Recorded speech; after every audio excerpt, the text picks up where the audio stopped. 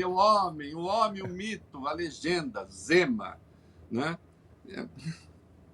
Olha lá.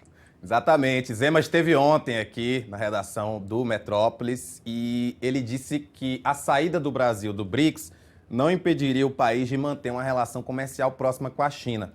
O ex-governador chamou o bloco econômico de Clubinho da China. Vamos acompanhar o que ele disse para os repórteres Felipe Salgado e Gabriel Bussa.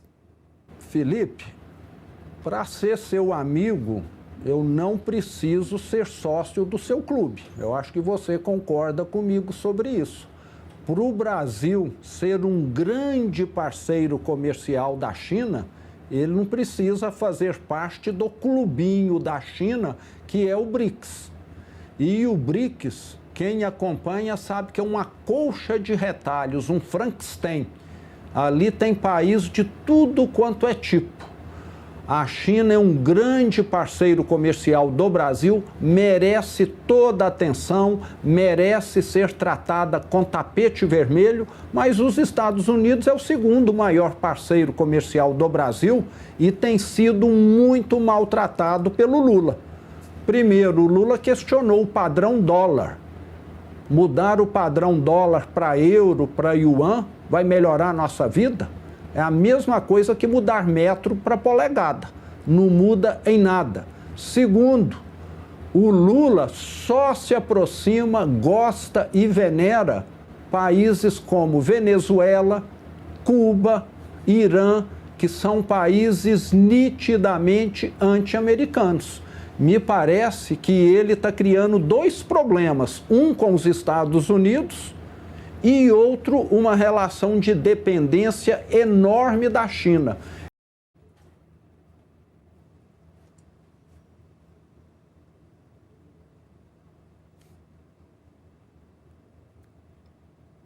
Silêncio eloquente. A quantidade de burrice que tem aí é um negócio tão formidável. Tão formidável. Ô, Zema, parece que de qualquer modo ele falou concha de retalhos, o que não me surpreenderia. Uma concha toda retalhada. Ô, Zema. Primeiro que o Lula não defendeu a mudança do padrão dólar. Primeiro que não é chutar santa, ainda que tivesse defendido. Segundo que o que se discute ali é criar uma moeda para o comércio no grupo dos BRICS. Ô, Rafael, sabe qual é o PIB dos BRICS? 31,72 trilhões. 31,72 trilhões. O Brasil tem um superávit com os países dos BRICS que chega a 35 bilhões de dólares, isso no âmbito dos BRICS. Mas mais do que isso, por que os BRICS são importantes para o Brasil? Porque é o fórum multilateral que reúne países, sem dúvida nenhuma, importantes, os dois, a maior população do mundo, aquela que em breve será a maior economia do mundo, é a chance que o Brasil tem de ter assento num fórum multilateral que é ouvido no mundo, que tem peso no mundo. Aí sim, sair dos BRICS é perder o assento em qualquer fórum, porque o Brasil é convidado para o G7, o Brasil não pertence ao G7. O Brasil é um dos criadores do G20, mas o G20 aí, evidentemente, o G20 tem peso, mas o que conta é o G7.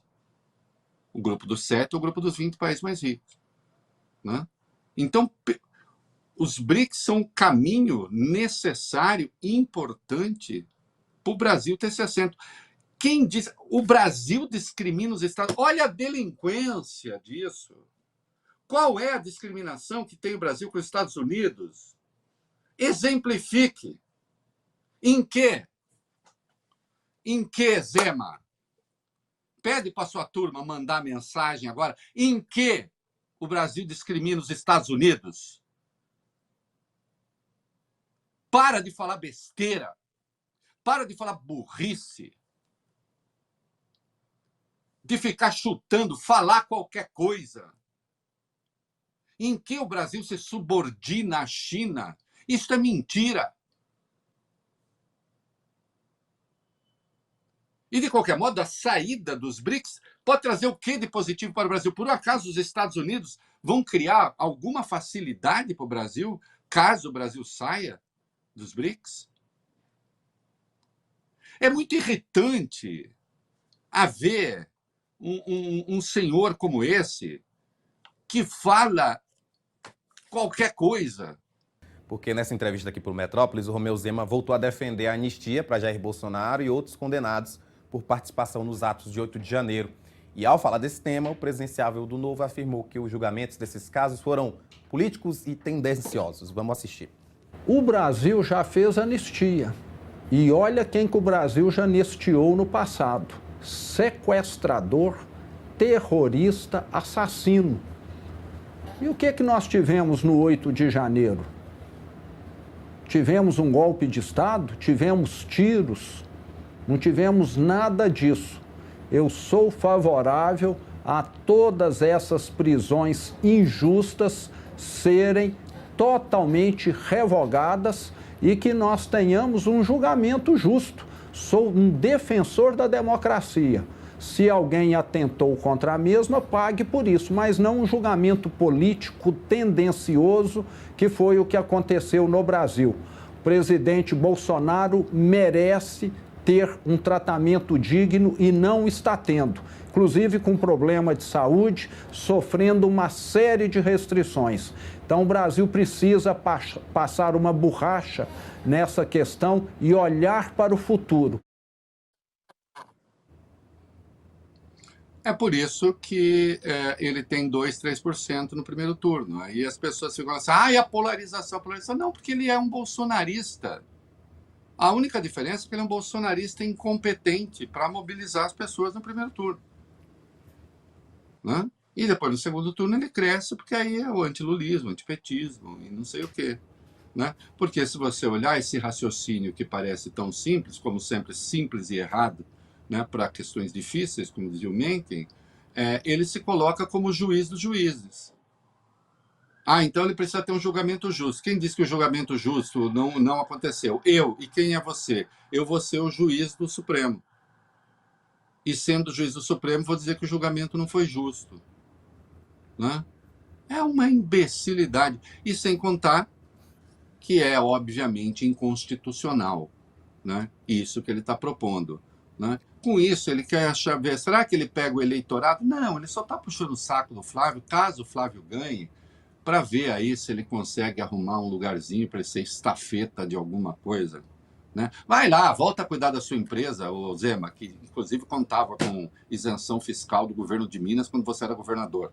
Né? O que, quando menos, é falta de caráter. Né? Teve outro momento aí da entrevista do Zema para o Metrópolis, em que ele disse que, se eleito, vai fazer com que sejam proibidas as visitas íntimas e as saidinhas temporárias de líderes de organizações criminosas. Essa proposta faz parte do super presídio que é sugerido pelo presidenciável do Novo. Vamos acompanhar também o que ele disse. Nós temos hoje áreas de fronteiras do Brasil totalmente mal atendidas em termos de acompanhamento, de cobertura. Então nós podemos muito bem fazer um super presídio numa área dessas, na divisa com Peru, Bolívia, etc., Colômbia. Que são áreas dominadas por facções criminosas, transnacionais. Exatamente. Então ajudaria nas duas questões. Esses detentos trabalhariam fazendo lá comida para quem é da aeronáutica, para quem é do exército ou da marinha que estiver presente lá, lavando roupa, não vão ficar sem trabalhar. E hoje tem tanto recurso tecnológico para os advogados fazerem videoconferências. Depois da pandemia, isso ficou extremamente comum. Então, será dado todo o direito de defesa.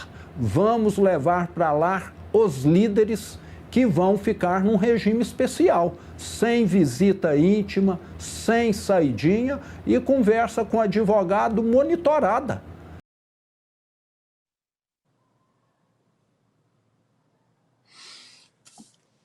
Quem deve ter gostado muito dessa proposta, Rafael, foram as Forças Armadas, né? Porque, então, em sendo uma área que ele está dizendo que é mal guardada, influenciada, como lembraram os repórteres, sob a influência do narcotráfico, mas, aliás, não precisa ir para a fronteira da Amazônia, não. A influência do narcotráfico está no Rio de Janeiro, está em São Paulo, né? Os centros de operação do PCC e do Comando Vermelho não são a Amazônia, são Rio e São Paulo, né? Como é que é? Já que tem influência do narcotráfico, então a gente põe um presídio lá, manda para lá os líderes do narcotráfico que vão lavar roupa para as Forças Armadas. Aí nós temos de ler O Alienista, de Machado de Assis, já que esse é um programa que gosta de livros, né?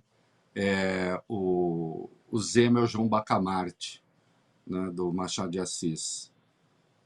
Que trancava todo mundo na Casa Verde, no hospício, porque todo mundo era louco, mas pelo menos teve o bom senso de um dia dizer: solta todo mundo, louco sou eu, tranque-me e joguem a chave fora, né?